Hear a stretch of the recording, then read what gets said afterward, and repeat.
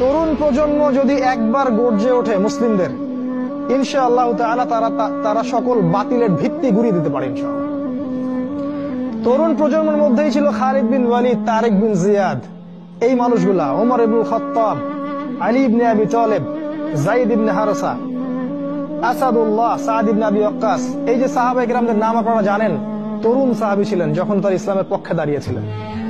একাই ওমর সে সারা মক্কাকে পরিবর্তন করে ফেললো। এক হামজার সামনেই 20-30টা মানুষ দাঁড়াতে সাহস পাইত না।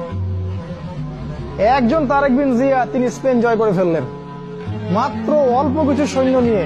মোহাম্মদ বিন কাসিম আমাদের এই ভারতীয় উপমহাদেশ জয় করলেন। এখন আপনি মুসলিম হয়ে এখানে বসে আছেন। এই তরুণ প্রজন্মই পারে এই বাতিলের শিকড় উপড়ে ফেলতে। এই জন্য মাসিহুদ দাজ্জাল এবং তার অনুসারীরা খুব ভালো করে জানে যে মুসলিম তরুণ প্রজন্মকে যদি আমরা আটকাতে না পারি, তাহলে আমাদের ভবিষ্যৎ খারাপ আছে।